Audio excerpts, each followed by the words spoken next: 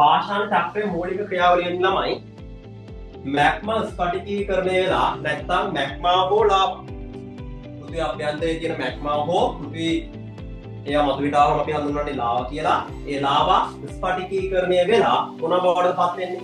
ආග්නේය පාෂාණ නිර්මාණය වෙනවා. කොහොමද? ආග්නේය පාෂාණ ජීර්ණයට ලක් වෙලා මොනවා හරි භෞතික, රසායනික සහ අයින්ද්‍රිය කියන ජීර්ණ ක්‍රම මගින් ජීර්ණයට ලක් වෙලා එම ජීර්ණාවශේෂ නැත්නම් අවසායිත ද්‍රව්‍ය අයින්ද්‍රිය බහිර්ජනීය කාරක මගින්. බහිර්ජනීය කාරක කියන්නේ මොනවද? ගලන ජලය, තරංග, සුළඟ, ග්ලැසියර් වගේ බහිර්ජනීය කාරක මගින් පහත් භූමි වලට රැගෙන ගිහිල්ලා අවසායිත පාෂාණ නිර්මාණය කරනවා. හොඳ. ඒ අවසායිත පාෂාණ විපරිතීකරණයට ලක් වෙලා. ඒ කියන්නේ වගේ මූලික හැඩය වෙනස් වෙලා විපරිත පාෂාණ නිර්මාණය වෙනවා. ඒ විපරිත පාෂාණ නැවත උණු වීමට ලක් වෙලා මැග්මා බවට පත් වෙනවා. ඔක චක්‍රීයව දිගින් දිගටම සිද්ධ වෙන ක්‍රියාවලියක්. හොඳයි.